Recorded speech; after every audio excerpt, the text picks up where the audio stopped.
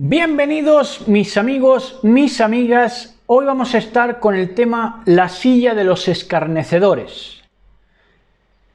Como saben, a nosotros nos gusta, o si no lo saben se lo decimos, que a nosotros nos gusta ponerlos en situación hablando de casos que se han dado en la zona de Connecticut, del estado de Connecticut, porque es una zona que controlamos bastante bien, digamos, ¿verdad?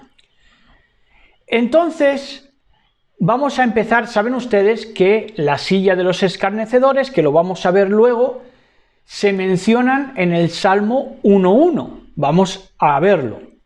Pero primero les quiero contar una historia esclarecedora de la zona de Connecticut, Estados Unidos. Dentro de la alegoría. Y resulta que había allí en la zona de Connecticut una familia que difamaba y se burlaba de su propio tío. Su tío era un granjero de allí de la zona de Connecticut, ¿verdad? Y sus sobrinos se burlaban de él, pues haciendo escarnio de algo que iba en torno a la sexualidad. Y es que decían que su tío no tenía la menor idea de cómo llevar a cabo el acto y le levantaron la difamación, la burla de que él se tiró por donde vio cabello, por donde vio pelo, y entonces se tiró por la zona del sobaco. Esto es algo burlesco y difamatorio y muy grosero, hasta de mencionar. Pero así lo vivieron y así difamaron dentro de esa familia a su propio tío, ¿verdad? Entonces, ese tío, ese granjero de Connecticut, pues tenía unos hijos mayores que supieron de esa difamación que le levantaron a su padre. Con el paso de los años, pues seguramente sus primos les fueran refiriendo a aquella difamación, a aquella burla, ¿verdad? Pero como los hijos mayores del padre difamado eran la mitad en número de sus primos agresores, ¿verdad? Se hicieron los maricas, digamos, pasaron del tema y se hicieron oídos sordos cuando supieron de la historia de burla sobre su padre que circulaba entre sus primos. Se hicieron los maricas, su padre fue ridiculizado, burlado, y ellos se hicieron los maricas, aun cuando dentro de esos hermanos estaban los mayores de aquella generación, de aquella segunda generación de hijos, ¿verdad? Pero no afrontaron a los burladores, ¿verdad? Y los burladores se ensancharon, no solamente ridiculizando, burlándose y agrediendo verbalmente con aquella historia burlesca al padre, al granjero de Connecticut, sino que también iban burlándose y socavando la figura patriarcal en las filas de esos hermanos que les iban naciendo a ese granjero de Connecticut. O sea, los hermanos mayores no enfrentaron aquella ridiculización y entonces los hijos que fueron sucediendo, los hijos menores, pues cargaron con que el regodeo era cada vez mayor, la burla se acrecentaba, ¿verdad? ¿Todo por qué? Porque los hermanos mayores le dieron de lado al problema y no afrontaron y no supieron afrontar aquella situación de burla, ¿verdad? Porque también, claro, nos encontramos con el primer verso que vamos a ver hoy. Dentro de aquellos agresores verbales que se burlaron de cómo ese padre honrado granjero vivió la sexualidad, ahora vamos a decir por qué en verdad se burlaban, pero claro, es que como dice Proverbios, y esto no falla, y menos en el caso que les comento de Connecticut, en Proverbios 21 dice que el vino es escarnecedor. El vino es escarnecedor.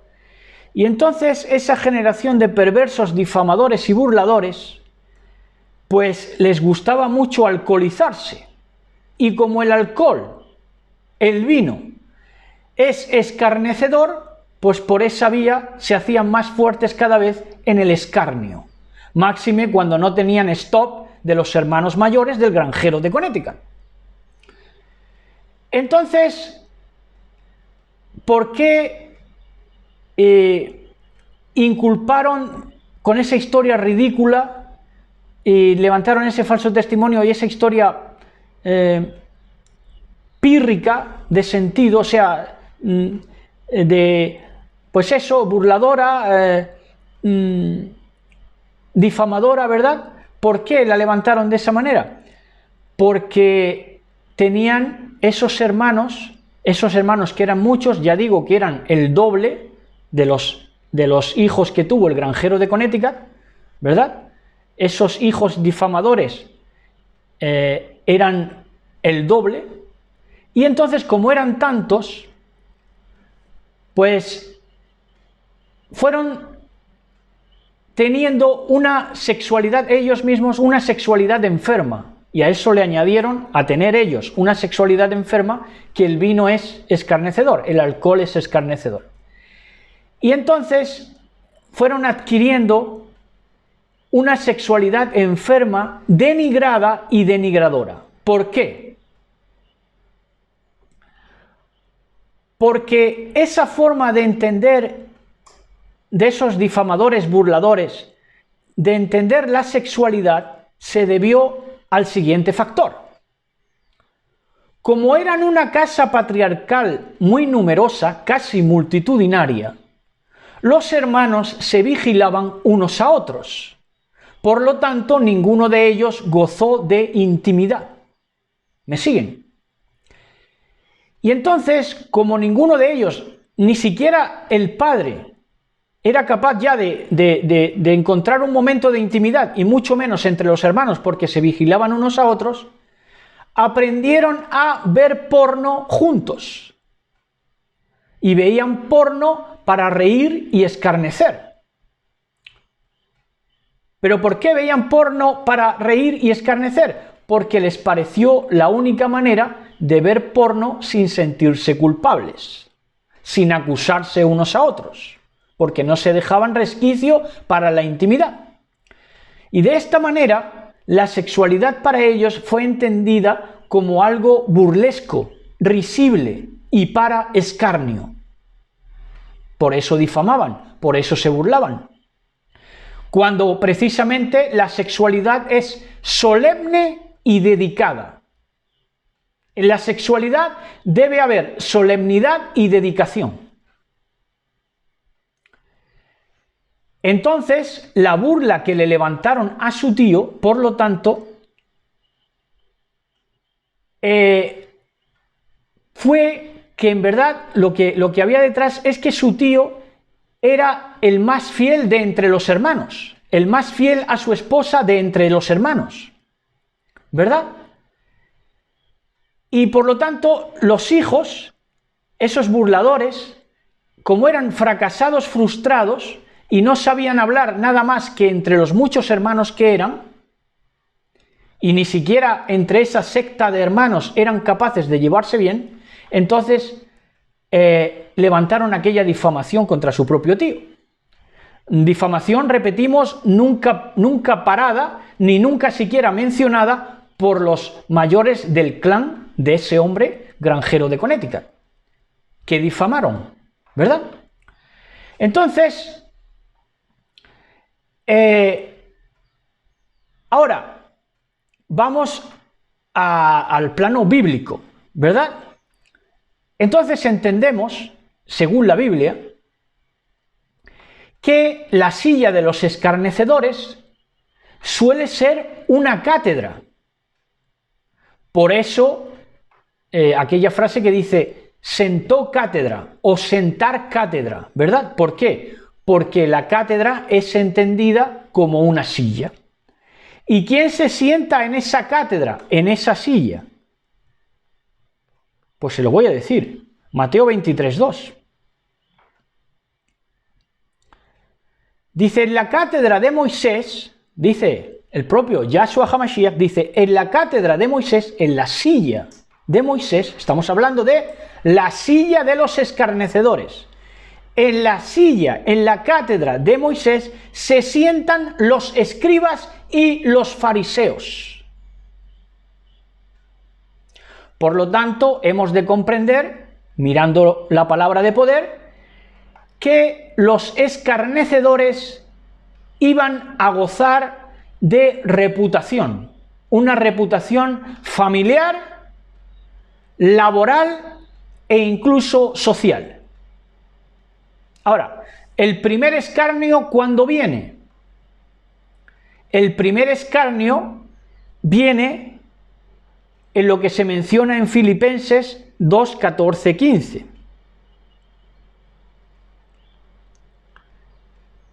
En 2, 14, 15 del libro de los Filipenses, dice así la palabra de poder.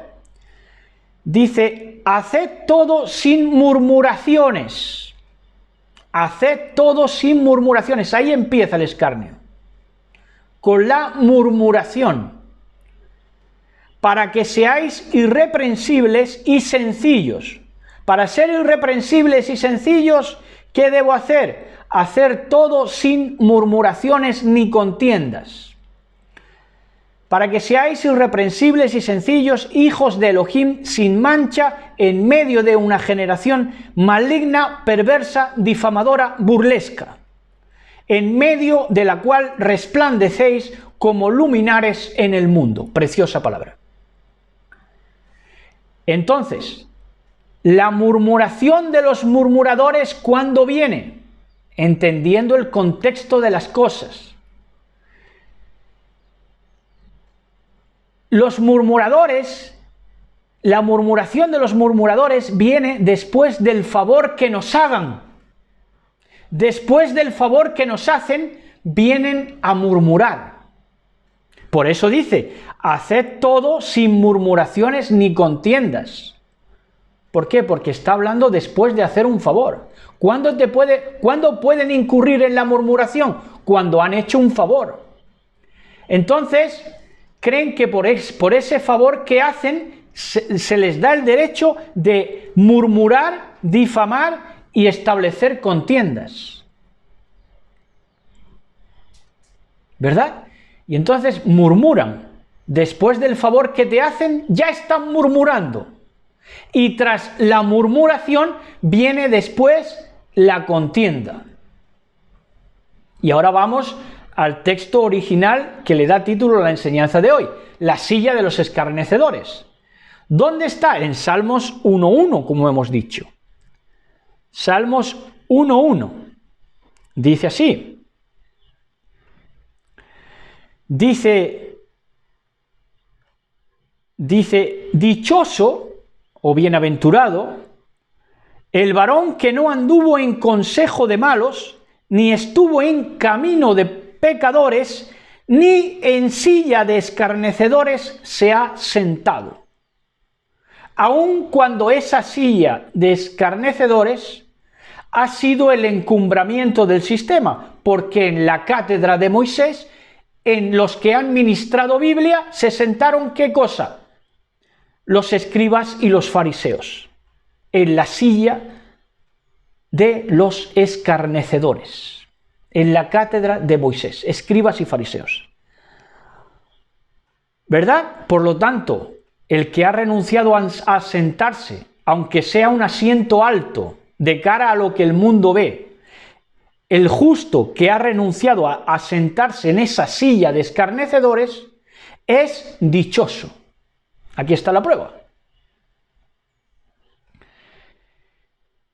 Entonces nos vamos a 2 de Tesalonicenses 2.4. 2 de Tesalonicenses 2.4. Dice así, mis preciosos y mis preciosas. Dice,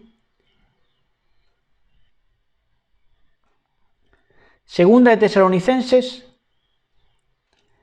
2.4. Fíjense dónde quieren sentarse. Esa cátedra de Moisés, esos fariseos, que en verdad es un asiento, aunque sea elevado, pero es un asiento de escarnecedores, fariseos y escribas. Dice, el cual está hablando del antimashiach, del espíritu antimashiach. Dice, el cual se opone y se levanta contra todo lo que se llama Elohim o es objeto de culto, o sea, es solemne, sagrado, como la sexualidad. Tanto que se sienta en el templo de Elohim como Elohim. ¿Cómo? Se sienta. Se sienta en el templo de Elohim, haciéndose pasar por cátedra de Moisés, que es en verdad silla de escarnecedores, de escribas y fariseos. Porque se sienta en el templo de Elohim, en la cátedra de Moisés, en los que ministran Biblia, porque estos de Conética tenían todos Biblia, haciéndose pasar por Elohim. O sea, quieren suplantar totalmente, sentándose en esa cátedra de Moisés, quieren decir, mira, ya olvídate. Aquí, lo más encumbrado que va a ser la administración de la palabra, vamos a ser escribas y fariseos. Y vamos a escarnecer a todo lo que se llama Elohim, o es objeto solemne, de culto solemne, ¿verdad? De solemnidad y de, como debe ser entendida también la sexualidad, hemos dicho antes, solemne y dedicado. Contra todo lo solemne y dedicado, incluida la sexualidad, va en contra y se quiere sentar en lugar de Elohim, en lugar de lo solemne, lo dedicado. ¿Cómo? Con burla, con escarnio, con decadencia, con una sexualidad y una manera de entender todo, incluida la sexualidad, denigrada y denigradora, burlesca, difamadora.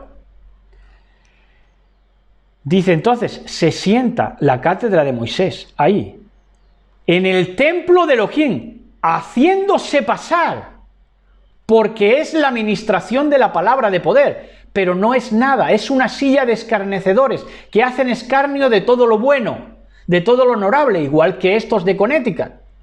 ¿Por qué difamaban a su propio tío? Porque su tío era honrado, era el más leal a su esposa. Entonces ellos tenían que sentarse en el templo haciéndose pasar por Elohim, ministrar Biblia, para hacerse pasar por Elohim. Es tremendo, ¿no? Entonces, en verdad, ese poder que se sienta haciéndose pasar es imitador, porque se hace pasar por... Es imitador. ¿Y qué hace? Que pone carne por su brazo. Lo que se traduce en la Biblia. Pone su carne como brazo. Es decir, pone carne como espíritu. Pone carne como ruaj. Y ese poner carne como ruaj, ese poner carne por espíritu, ese hacerse pasar por Elohim, siendo escarnecedores de todo lo bueno. Entonces, ¿qué es? Escarnio. Es carne. Escarnio. Hacen escarnio por eso, ni más ni menos. Por eso nos hacen escarnio. ¿A quiénes? A quienes somos leales, honrados. Escarnio. Son carne. Ponen carne como ruaj. Ponen carne como espíritu. Y entonces, en Juan 23, 24,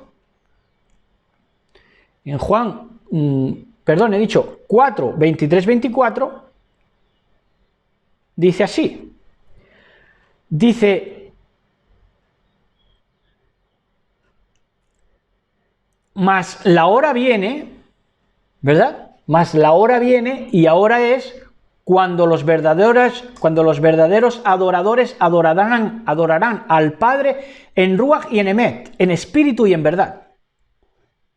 ¿Quiénes? Los que no ponen su carne como brazo, es decir, no sustituyen el espíritu por la carne. Porque también el Padre, tales adoradores, busca que le adoren. Dios es espíritu, Elohim es ruaj, y los que le adoran en Ruach y en Emet, en espíritu y en verdad, es necesario que le adoren.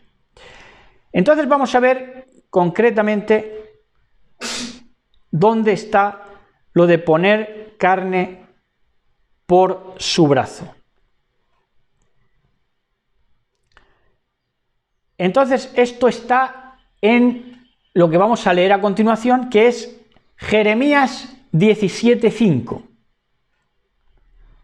Jeremías, si les gustan más las palabras hebreas, Jeremías 17:5, que son ricas, por supuesto, porque contiene el nombre de Yahvé. Entonces, 17:5 de Jeremías. Dice, así ha dicho Yahvé, maldito el varón que confía en el hombre, ¿cuál hombre? El hombre escarnecedor, el hombre que se sienta y se hace pasar por Elohim, el hombre que aborrece, abomina, difama y se burla de todo lo bueno y honorable. Maldito el varón que confía en el hombre, pero en ese hombre, en el hombre escarnecedor, que está sentado ¿dónde? En la cátedra de Moisés, escarneciendo, porque es la silla de los escarnecedores. Ese es el hombre. Ahora, esto lo sacan de contexto. Por supuesto, si están aquí para oponerse a lo que es Elohim, a lo que se llama Elohim, están aquí para oponerse y para hacerse pasar por. Por eso van a leer la Biblia y van a entender que no hemos de confiar en nadie. Oiga, ¿y quién eran los profetas? ¿Quién era el que está hablando aquí? Jeremías, un hombre. Entonces, tendrás que creer en Jeremías para creer la palabra, ¿no? Tendrás que creer lo que dice, al menos. Pero esos perversos, malignos, escarnecedores de todo lo bueno, desleales, difamadores, burladores, dan a entender a la gente que les escucha, a la gente desgraciada que les escucha y que les pone atención, que no hay que confiar, que trae maldición creer en el hombre. No, en el hombre escarnecedor. ¿Verdad? En el hombre escarnecedor. En el hombre escarnecedor sentado, ¿dónde? En la cátedra de Moisés, que va a gozar de reputación familiar, laboral o social, pero es un pobre infeliz desgraciado, porque se opone y se hace pasar por Elohim, pero no lo es un escarnecedor. Y no tiene en él nada solemne, nada sagrado, ¿verdad? Nada dedicado, nada apartado. Todo en él es vulgar y todo lo vulgariza. Y por vulgarizar, vulgariza la sexualidad, que es lo más solemne y apartado que hay. Entonces dice, así ha dicho Yahvé, maldito el varón que confía en el hombre y pone carne por su brazo. Pone carne por su brazo y su corazón se aparta de Yahvé. Y su corazón se aparta de Yahvé, y pone carne por su brazo. Entonces, claro, pone carne en lugar de ruaj, en lugar de espíritu. ¿Y qué hemos dicho que es el espíritu? Cohesión. Donde hay cohesión, hay dedicación.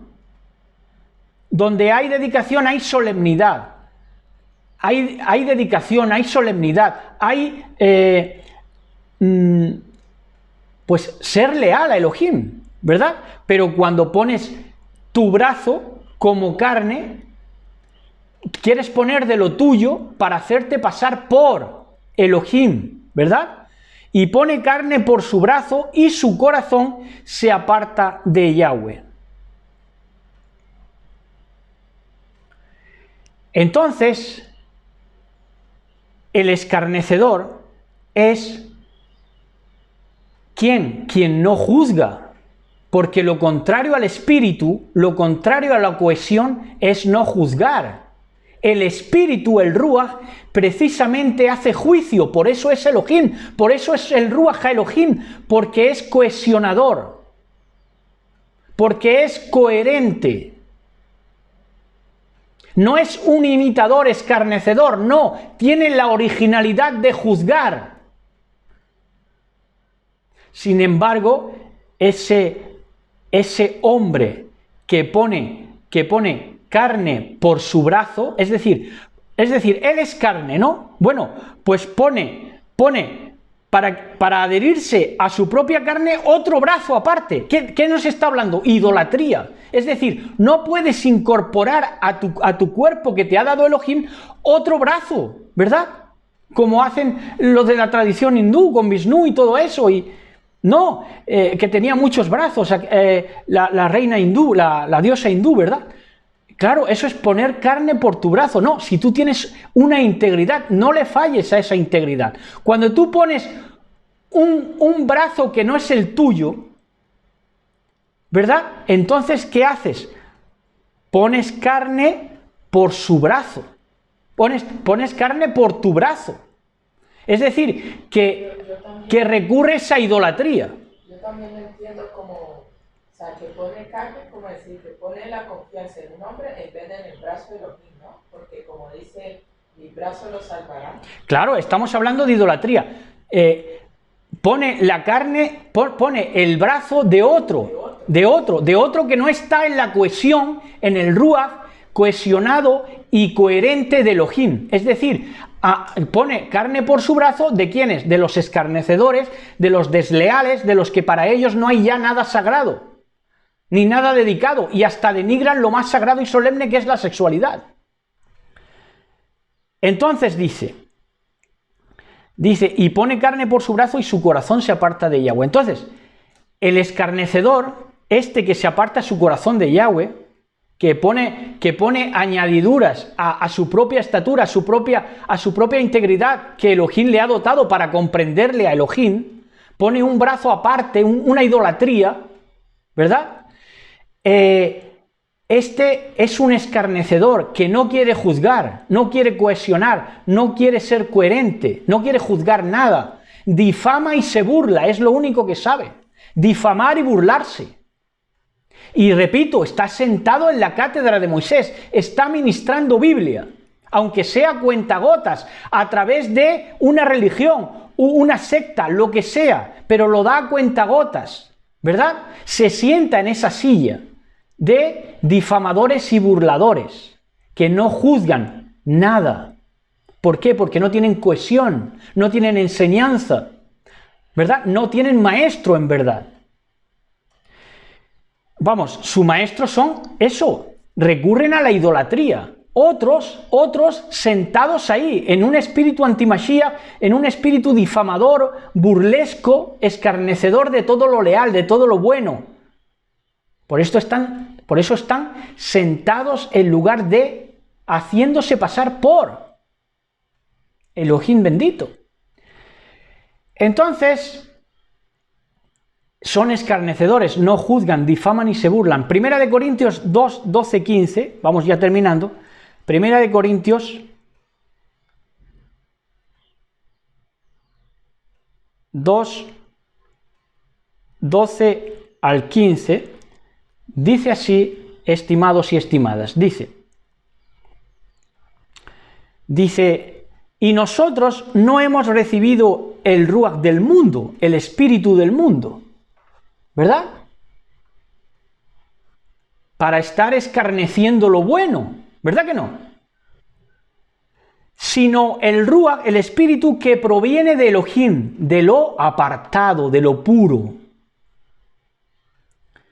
para que seamos lo que Elohim nos ha concedido, una integridad, lo cual también hablamos no con palabras enseñadas por sabiduría meramente humana, digamos, para entendernos, filosofía, sino con las que enseña el ruach, el espíritu, que trae ¿qué? Cohesión, coherencia, acomodando lo espiritual a lo espiritual, acomodando lo que es espiritual a lo espiritual. Así se establece la enseñanza, ¿verdad? Al final, ¿qué es? Al final todo es espiritual, pero tienes que acomodarlo bien a lo que, para que la enseñanza tenga esa espiritualidad que es lo que va a ser nutritivo. Pero el hombre natural, el escarnecedor, el que está sentado en la silla, en la cátedra de Moisés, en esa cátedra que engloba también ese cancerberismo del lenguaje, en los que estudian la lengua, ¿verdad? Dice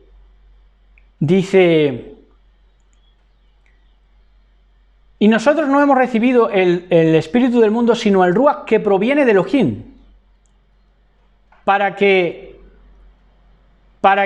sepamos lo que Elohim nos ha concedido, lo cual también hablamos, no con palabras enseñadas por sabiduría humana, sino con las que enseña el Ruach, la coherencia, la cohesión, el argumento, acomodando lo espiritual a lo espiritual. Pero el hombre natural, en otras palabras, el hombre animal, que se ha creído, por eso ha puesto carne por su brazo por su carne, porque se ha creído todo lo que le han ido diciendo, idólatramente, ¿no? Entonces, lo que él estaba dotado, que es de divinidad,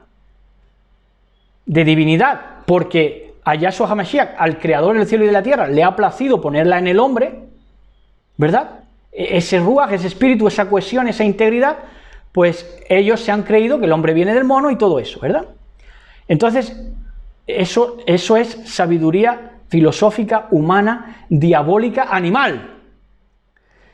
Entonces, no hemos sido enseñados con esas palabras, sino con las palabras que enseña el Ruach, acomodando lo espiritual a lo espiritual. Pero el hombre natural, animal, no percibe las cosas que son del Ruach Elohim, porque es un animal, un escarnecedor, un difamador, un burlador de lo leal, de lo bueno, de lo puro, que se hace pasar por, pero no es un difamador, un burlador, un escarnecedor. Dice, porque para él las cosas del Ruach Elohim son, ¿qué cosa? Locura. Tira la toalla. En cuanto se le complica un poco la cosa y tiene que pensar mucho, tira la toalla. Dice, mejor cuenta me trae ser un animal escarnecedor. Claro, si al fin y al cabo me van a sentar en la silla, en la cátedra de Moisés, mejor cuenta me trae tirar la toalla de lo que verdaderamente es leal y puro, tiro la toalla, me sientan en la silla de Moisés, en la cátedra de Moisés, y aquí hacemos y deshacemos, ¿verdad?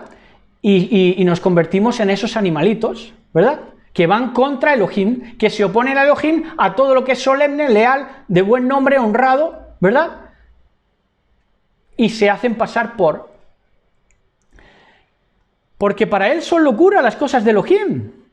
Claro, no es capaz de argumentar, de cohesionar. ¿Por qué? Porque le tiene que poner amor. Para cohesionar hay que estudiar, hay que recibir de Elohim, hay que ponerse en contacto, en intimidad con él.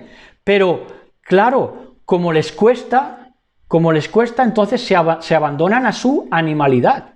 Se les complican las cosas. Enseguida, animales, se transforman en animales. Aún habiendo recibido palabra de poder, pero apostatan, se convierten en animales. Porque para él las cosas de Elohim son locura, ¿verdad? Son muy difíciles de explicar, entonces se rinde, se convierte en un animal y no las puede entender. Claro, en el momento de que ya se ha animalizado, porque se han de discernir espiritualmente, que es lo que el hombre es. Ruach, espíritu. Ahora, ese espíritu solo se puede vivificar ¿con quién? Con el postrer Adán, que es espíritu vivificante, Yahshua HaMashiach. Dice, en cambio, el espiritual, el que es Ruachim o Ruachot, juzga, ¿qué juzga? ¿Qué juzga? Oye, el animal no juzga nada, el escarnecedor dice que no juzga, pero luego es el difamador, es tremendo, y el burlador, y el difamador es él, pero dice que no juzga. Ahora, ¿a quién juzga? Claro, juzga por quien se quiere hacer pasar él. O sea, quiere juzgar a la amada del Mashiach, a lo que es puro, honrado, de buen nombre, ¿verdad? A lo que es verdaderamente solemne. A eso quiere juzgar. Y a eso es lo que difama y se burla, ¿verdad? Pero el hombre espiritual juzga todas las cosas. Pero él no es juzgado de nadie. Es decir, juzgado en el sentido de condenado. No me pueden condenar. ¿Por qué? Porque aunque me levanten difamación, burla, sé que están levantando burla porque en verdad lo que hacen es que están envidiando mi buena conducta, mi buen actuar en Elohim, mi honradez de espíritu. Porque ¿quién conoció la mente del Señor, del patrón? ¿Quién le instruirá? Mas nosotros tenemos... Oigan, fíjense en estas. Porque ¿quién conoció la mente del Señor? ¿Quién conoció la mente del patrón? Claro, estos escarnecedores desleales que hacen escarnio de todo lo bueno te van a decir, no, esto no hay quien lo entienda, esto no tiene cohesión, no tiene espíritu, esto no se puede explicar, esto tampoco se puede explicar, y este otro misterio, y aquello otro misterio, y aquí no hay quien entienda nada, ¿verdad? Y esto, no, aquí nadie tiene la verdad, aquí nadie tiene la verdad. ¿Verdad? Eso no, que haya una cohesión, un espíritu, un caudal de Elohim, eso no. ¿Quién conoció la mente del Señor, del patrón? Te responde, ¿quién le instruirá? Dice, mas nosotros tenemos la mente del Mashiach. ¿Y qué es el Mashiach? La cabeza, la reish de todo. Por lo tanto, todo podemos en su instrucción, todo podemos cohesionarlo. Porque tenemos el Ruach, que es su don. Entonces, vamos ya a Hechos 13:40. 13:40 en el penúltimo verso que vamos a leer hoy. Hechos 13:40.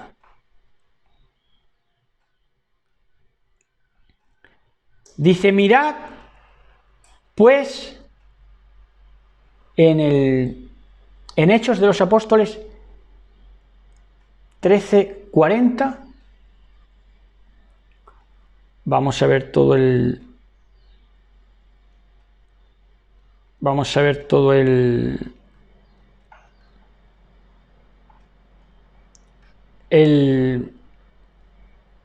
capítulo, estos versos subsiguientes para entenderlo mejor.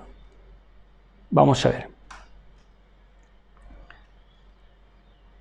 Dice,